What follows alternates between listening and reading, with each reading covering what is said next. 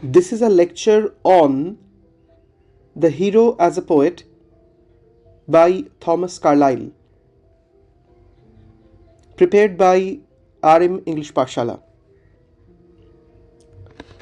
In the very beginning, একদম ছোট করে basic summary of the text শোনা হোক, তারপর কিছু ইম্পর্ট্যান্ট কি information related to the text সেটা বলা হবে, তারপর chronological structure of the text পর কী হচ্ছে সেটা বলা হবে।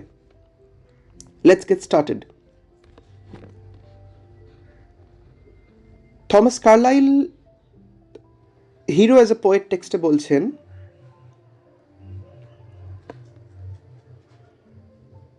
পৃথিবীর ইতিহাসে যত হিরো আছেন তাদের মধ্যে একদম শুরুতে যে হিরোরা এসেছে তারা হলো পোয়েটস। মানে কবিরাই প্রথম মানব সভ্যতাকে, হিউম্যান সিভিলাইজেশনকে বুঝিয়েছে যে কিভাবে চলতে হয় সমাজে। এই রকম বললে হয়তো একটু বুঝতে অসুবিধে হতে পারে, এই জন্য আমি বলছি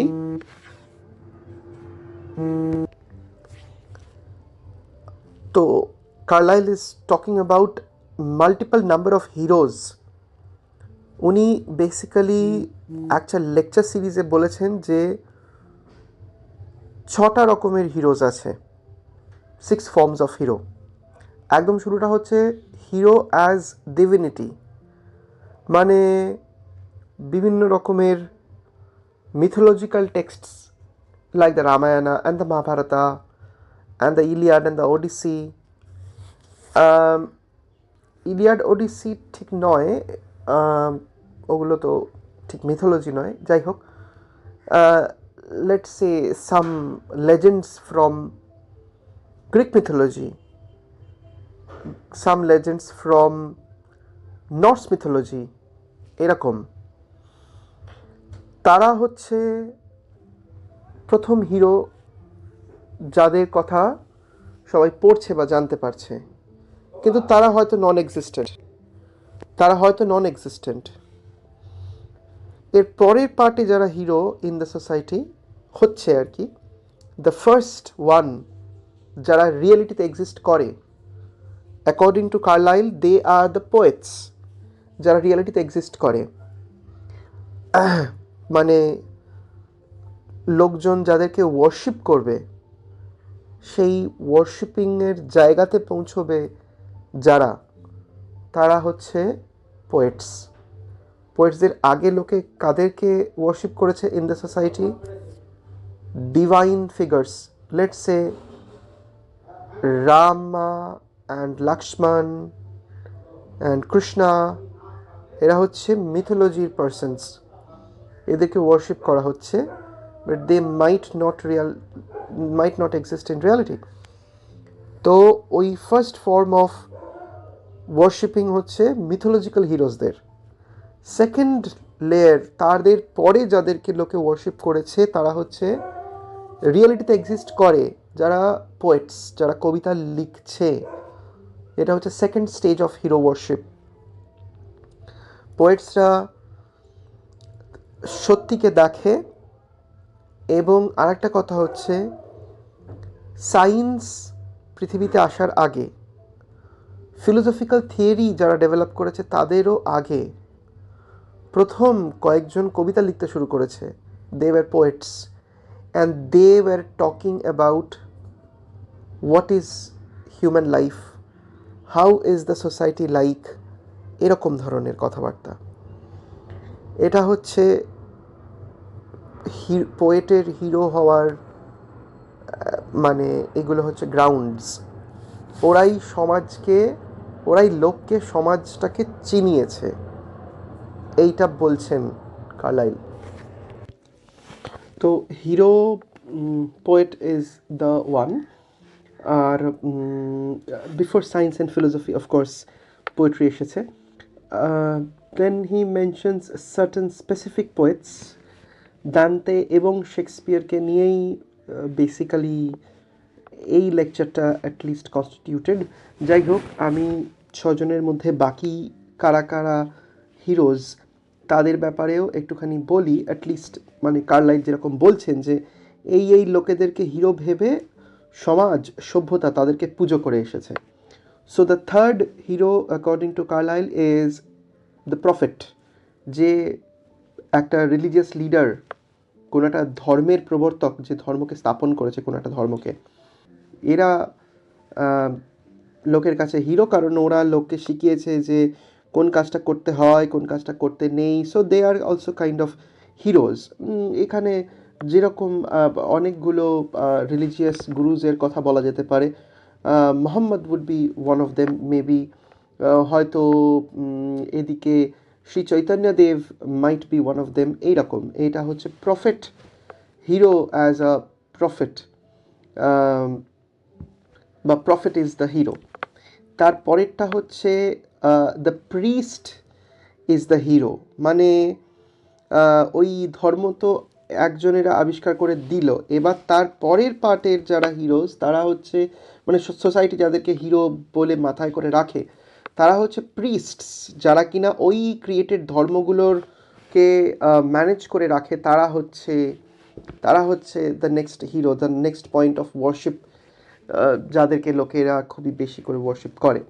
তারপরেরটা হচ্ছে hero as man of letters, মানে যারা মডার্ন থিঙ্কার্স, যারা সমাজে এইটা করলে ভালো হবে, ওইটা হলে ভালো হবে, এরকম ধরনের যারা থিঙ্কার্স হয়, সোশ্যাল থিঙ্কার্স, সোশ্যাল সায়েন্টিস্টস। এই ধরো রুসো, এডুকেশনিস্ট কয়েকজন, যারা যারা তো এইখানে হয়তো হিরো হবেন ইন্ডিয়ান কনটেক্সটে রাজা রামমোহন রয়, যারা সোসাইটির মধ্যে এডুকেশনকে নিয়ে আসে, লোককে বলেন যে এইভাবে চলা উচিত। So they are the heroes in the next part. আচ্ছা, এছাড়াও আর একটা রকমের হিরো আছে যে হচ্ছে দ্য কিং অথবা দ্য রুলার, যেটা কিনা আমরা দেখি বিভিন্ন ক্ষেত্রে সিনেমাতে। তো রুলারকেই হিরো হিসেবে দেখানো হয়, পোয়েটকে হিরো হিসেবে কিন্তু মুভিতে দেখানো হয় না, প্রিস্টকে হিরো হিসেবে মুভিতে দেখানো হয় না, একটা সোশ্যাল রিফর্মারকে কিংবা একটা যারা রিলিজিয়ানকে এস্টাবলিশ করে তাকেও মুভিতে হিরো হিসেবে দেখানো হয় না, কিন্তু কিংকে হিরো হিসেবে দেখানো হয় মুভির মধ্যে। এটার একটা অন্য রিজন হচ্ছে মুভি একটা ভিজুয়াল মিডিয়াম, চোখে যেটা দেখতে পাওয়া যাচ্ছে, চোখে অ্যাকশনকে দেখতে ভালো লাগে, সেই জন্যই অ্যাকশন কিছু একটা ঘটছে, করা হচ্ছে হাত পা দিয়ে, এই রকম ধরনের কাজকর্মগুলো যারা করে তাদেরকেই সাধারণত মুভিতে হিরো হিসেবে দেখায়। তাই জন্যে সমাজে আর বাকি যারাও হিরো আছে যাদেরকে দেখে সমাজ চলে, তাদেরকে দেখে আমাদের হিরো বলে মনে হয় না, তার কারণ তারা ওই মুভির যে মিডিয়ামটা তার মধ্যে তাদের কাজগুলোকে দেখানো পসিবল না। পোয়েট লিখেই চলেছে, এর মধ্যে হাত পা নাড়া নেই, অ্যাকশন নেই, তার মাথা থেকে বেরোচ্ছে, লেখা চলছে, এইটাকে লোকে ভিজুয়ালি দেখে তো খুব একটা আনন্দ পাবে না। এই জন্য এমন কোনো মুভিই সৃষ্টি হয় না যেখানে দেখানো হচ্ছে যে বাল্মীকি রামায়ণ লিখছেন এবং Valmiki is the hero of the movie, কিন্তু রিয়েল লাইফে হয়তো ওই সমাজে Valmiki was the hero of the society, কারণ উনি ওই রকম ধরনের একটা দারুণ টেক্সট সোসাইটিকে গিফটের মতন দিচ্ছেন আর কি। যাই হোক, তো আমার মনে হয় যে তোমাদের একটুখানি একটা বিষয় তো খানিকটা ক্লিয়ার হয়েছে। আচ্ছা, দেন হি সেজ এ নাম্বার অফ থিংস। এবার একটা হিরো অ্যাজ আ পোয়েটের মধ্যে যাচ্ছি। প্রথমে আগে ইজি করে বলি, তারপরে আর একটুখানি ডিপার ওয়েতে এর মধ্যে যাওয়া হবে। সেটা হচ্ছে ওই কথাই, কার্লাইল তো এটা বলছেন যে হিরোজরাই হচ্ছে সিভিলাইজেশনের প্রথম, পোয়েটসরাই হচ্ছে সিভিলাইজেশনের প্রথম হিরোজ, এটা হচ্ছে ওনার বক্তব্য। নেক্সট পয়েন্ট হচ্ছে সায়েন্সের আগে, ফিলোসফির আগে, অর্গানাইজড রিলিজিয়ান এটাও এস্টাবলিশ হওয়ার আগে বেশ কিছু লোকজন কবিতা লিখত, যারা ওদের নিজেদের সমাজটাকে, যারা ওই রকমভাবে লিখতো, তা সেই সমাজটা ওই লেখার ব্যক্তিটা মানে পোয়েটকেই তাদের লিডার বলে মনে করতো। তো ওই সময় পোয়েটসরাই হিরো ছিল। ওই টাইমে সায়েন্সও আসেনি, ফিলোসফিও আসেনি, রিলিজিয়ানও আসেনি। তাহলে পোয়েট হচ্ছে দ্য ফার্স্ট হিরো।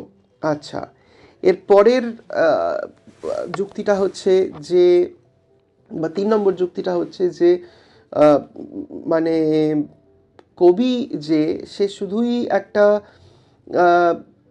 জাস্ট ছন্দ করে কবিতা বলে, সেটা যেটা সত্যিও হতে পারে নাও হতে পারে, এরকম ঠিক নয়। কার্লাইলের কাছে পোয়েট যেটা বলে ওটা সত্যিই বলে। সে রিয়েলিটিটাকে অনেকটা বেশি ভালো করে দেখতে পায়, যেটা আরও অনেকেই দেখতে পায় না। তো এই হচ্ছে একটা পয়েন্ট নাম্বার 3। পয়েন্ট নাম্বার 4, ধরো মিউজিক থাকে। কবিতা তো একটু বেশি ভালো করে বললে কবিতায় গান হয়ে যায়। তো আম, মানে এই যে মানে কবিতা, আমরা যখন কোনো নৃত্যনাট্য দেখি, মানে মিউজিক্যাল ড্রামা বা কোনো গান হচ্ছে, সেই গানটা কি সমাজের জন্য এক্সট্রা, মানে এটার কি কোনো প্রয়োজন নেই? মানে অ্যাকচুয়ালি এভাবে যদি আমরা ভাবি, মানে গান দিয়ে কি হয়? গান গান দিয়ে কি যুদ্ধে যেতে যায়? গান দিয়ে কি ফসল ফলে যায়? গান দিয়ে কি খাবার রান্না হয়ে যায়? যেগুলো জীবনের প্র্যাকটিক্যালিটিস, ওইগুলো কি এই মিউজিক দিয়ে হয়?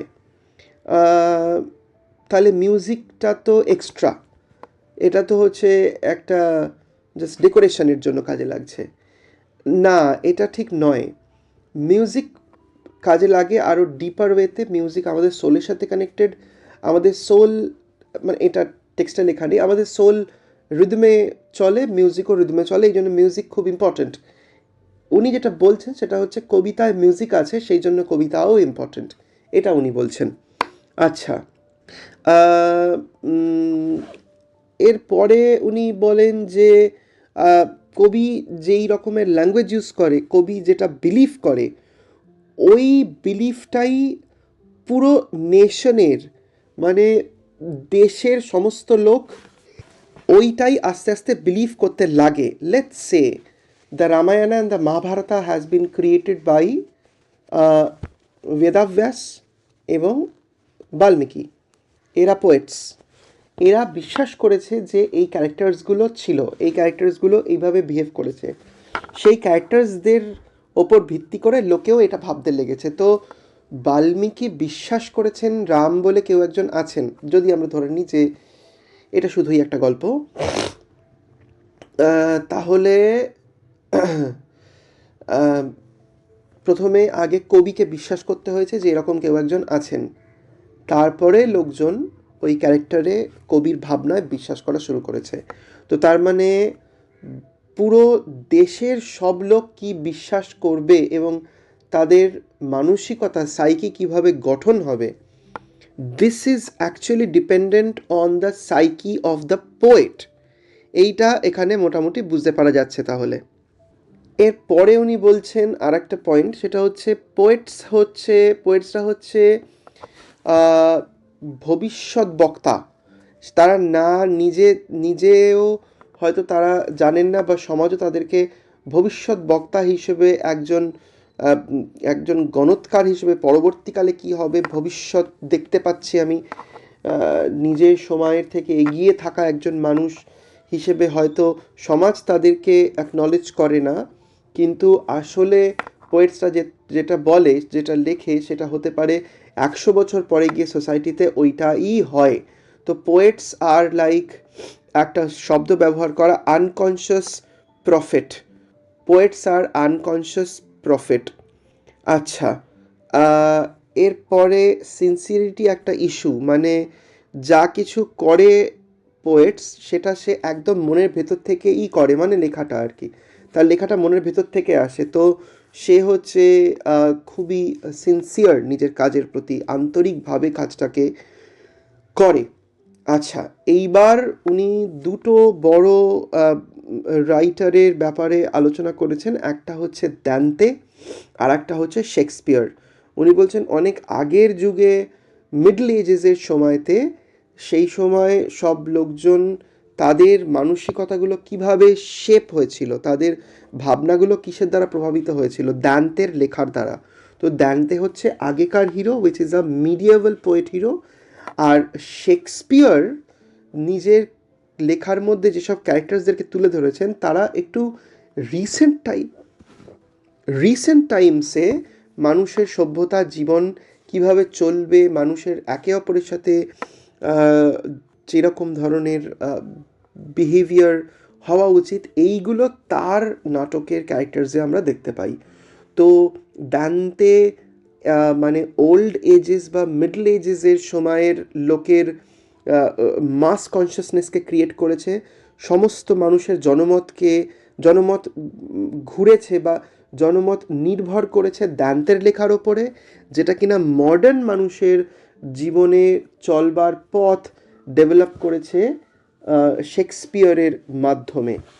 ওকে, এমন কিছু কথা আছে যেই কথাগুলো একটু একটু করে সোসাইটিতে চলে আসে, যেগুলো আগে ছিল না। ওই টাইমে যখন ওই ওয়ার্ডটা পপুলার হয়ে যায় তখন সেই ওয়ার্ডটা ওটার মধ্যেই ওই ল্যাঙ্গুয়েজের মধ্যেই চলে আসে। আমি একটা এক্সাম্পল দিচ্ছি। যখন I was a kid, which is যখন আই ওয়াজ ইন ক্লাস 5, 6, 7, 8, এটা হবে 2005, 6, 7, 8, 9 এরকম।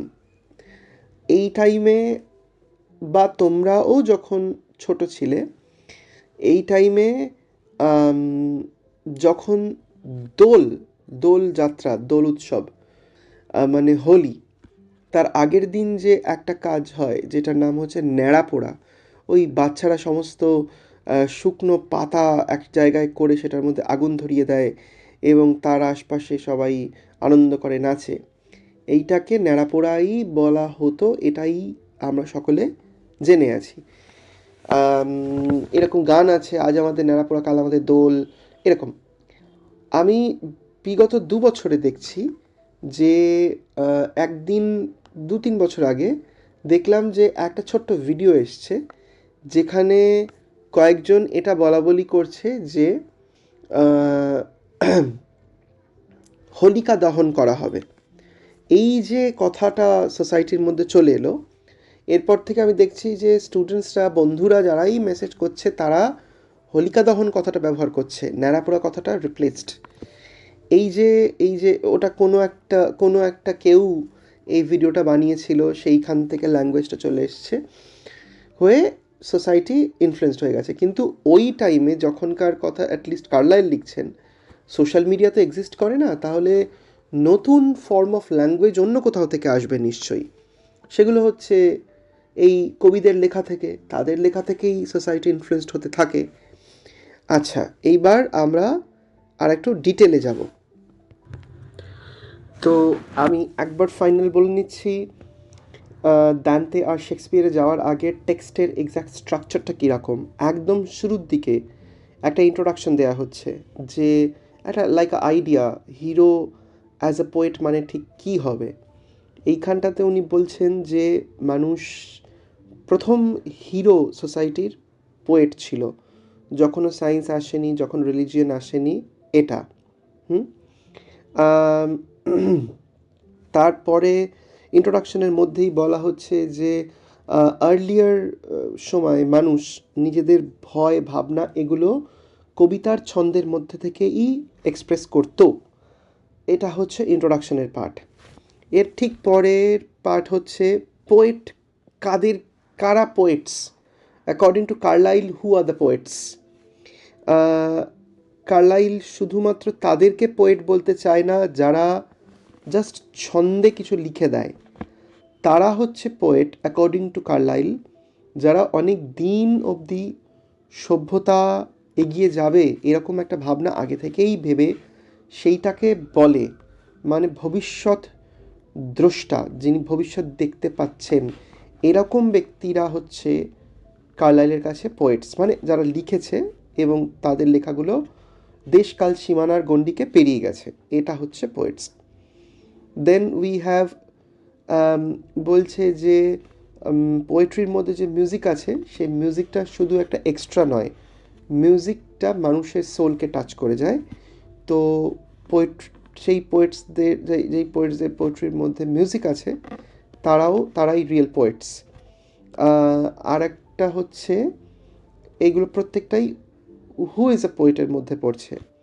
তারপরের পার্টটা হচ্ছে যে সাধারণ মানুষের থেকে পোয়েটসরা জীবনকে অনেকটা বেশি ভালোভাবে বুঝতে পারে। Ordinary people can not understand life in such depths. Okay,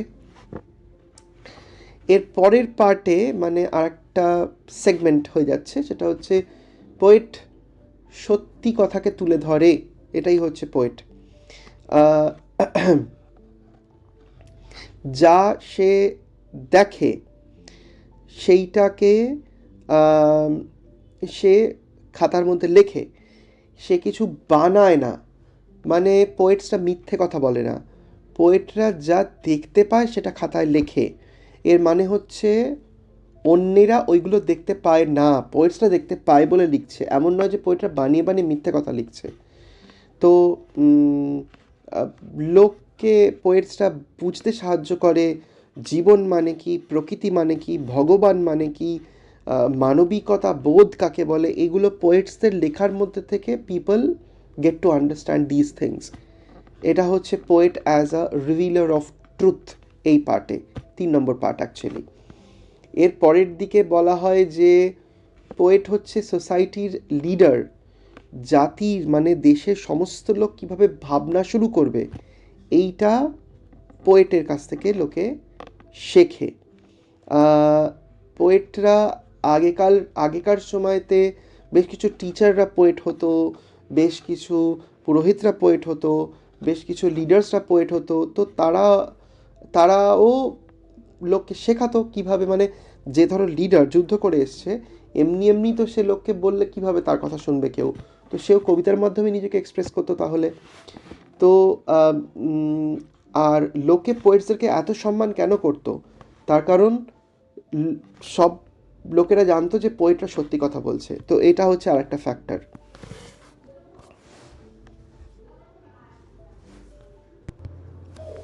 next part যেটা হচ্ছে part 5, poet as unconscious prophet. মানে পোয়েটরা যেটা বলে সোসাইটি ওই মোমেন্টে বুঝতে পারে না, কিন্তু পরবর্তীকালে ওটাই ঘটে। তো ওরা অনেকটা আগে থেকেই ভবিষ্যৎকে দেখতে পেয়ে যায়। নেক্সট জেনারেশন পোয়েটের ভাবনার ওপর বেস করেই চলে। সুকান্ত ভট্টাচার্যের একটা কবিতা মনে পড়ে যাচ্ছে, ছাড়পত্র বলে একটা কবিতাতে হি সেজ লাইক দ্যাট, এই এ পৃথিবীকে এ শিশুর বাসযোগ্য করে যাব আমি, এ আমার দৃঢ় অঙ্গীকার। মানে I will make the next generation liveable, habitable in this world. আমি করে যাচ্ছি সেটা।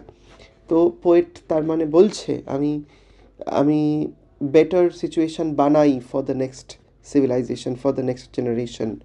এটা হচ্ছে poet as an unconscious prophet. আর একদম 6 নম্বর একটা খুব ভালো কোয়ালিটি হচ্ছে যে সেই পোয়েট যা বলে সবসময় খুব সৎ বলে, সৎ, একদম প্রপার, ট্রু, সিনসিয়ার, কোনো মিথ্যে থাকে না তাতে, কোনো কিছু ফেক নয়, আর্টিফিশিয়াল নয়। তো পোয়েট হচ্ছে খুবই একটা সিনসিয়ার ব্যক্তি। আচ্ছা, এইটারই এক্সটেনশনে তো অ্যাকচুয়ালি দান্তে এবং শেক্সপিয়ার আছে, তো সেগুলোকেও আমি বলছি। দান্তে এবং শেক্সপিয়ারের ব্যাপারে এবারে আমরা ঢুকছি। কার্লাইলের মতে দান্তে হচ্ছে একজন আদর্শ মানে আইডিয়াল পোয়েট হিরো। ওনার লেখার মধ্যে ডিপ রিলিজিয়াস থিঙ্কিং আমরা দেখতে পাই। সেইগুলোই মানুষকে ভাবতে শিখিয়েছে যে ধর্মকে কিভাবে পালন করতে হবে। তো Dante's poems are not only poems, they are like guidelines to the civilization. ওনার লেখাগুলো সবসময় মরালি খুব স্ট্রং হয়, এবং একটা মানে একটা ইম্পর্ট্যান্ট বিষয় হচ্ছে যে ডিভাইন কমেডি, যেটা দান্তের একটা খুবই বিখ্যাত টেক্সট, এইটা মিডল এজেসে বেশিরভাগ লোকজন এই টেক্সট থেকেই বোঝা শুরু করেছে যে জীবনে কি করা উচিত কি করা উচিত নয়। আর দান্তে নিজের জীবনে তো অনেক সাফারও করেছেন এত গ্রেট পোয়েট্রি লিখতে গিয়ে, আর এই সাফার করেছেন বলে কার্লাইল দান্তেকে খুবই বেশি রেসপেক্ট করেন। তো এই রেসপেক্ট যেটা এটা দান্তেকে বিভিন্ন কারণে নিজের দেশ থেকে বের করে দেওয়া হয়েছিল, উনি সেই কষ্টটাকে কাজে লাগিয়ে সেটাকে পোয়েট্রিতে কনভার্ট করেছেন। তো এটা এটার জন্য কার্লাইল দান্তেকে খুবই রেসপেক্ট করেন। ওনার দেখানো ভাবনা চিন্তা সভ্যতাকে ঠিক পথে নিয়ে যায়, এইটা হচ্ছে মোটামুটি দান্তের বিষয়। Now we come to Shakespeare. Shakespeare হচ্ছেন একজন মডার্ন পোয়েট হিরো। ওনার কথাবার্তাগুলো রিলিজিয়াস ঠিক নয়, কিন্তু শেক্সপিয়ারের টেক্সটগুলোতে অল ফর্মস অফ হিউম্যান নেচারকে দেখানো হয়েছে। মানুষের মধ্যে যত রকমের ভাবনা চিন্তা ধারণা হতে পারে সেই সব কিছুকেই এখানে দেখানো হয়, কভার করা হয়। এবং এই জন্যই শেক্সপিয়ারকে বলা হয় প্রিন্স অফ পোয়েটস, মানে কবিদের রাজপুত্র। তো এইগুলো হচ্ছে মোটামুটি বিষয়। কিছু কথা কার্লাইল বলেন related to what is the importance of poetry in the modern world. যেমন মানুষ মানে যেরকম রিলিজিয়ন মানুষকে পথ দেখায়, প্রিস্টসটা মানুষকে পথ দেখায়, সেই রকমই পোয়েট্রিও মানুষকে পথ দেখায়, বোঝায় কিভাবে ভালো করে চলতে হবে। মানুষের মধ্যে সে যে নিজে কিছু একটা করতে পারে সেই বিশ্বাসকে বাঁচিয়ে রাখে পোয়েট্রি।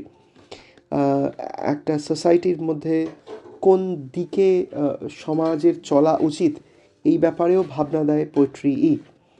তাই হিরোকে তো সবসময়ই রেসপেক্ট করা উচিত, তাই পোয়েটকেও রেসপেক্ট করা উচিত, কারণ পোয়েট হলো হিরো। পোয়েট ছাড়া সোসাইটি কনফিউজড হয়ে যাবে, বুঝতে পারবে না কোন রিদমে চলা উচিত, তো সোসাইটি উইল বিকাম কনফিউজড।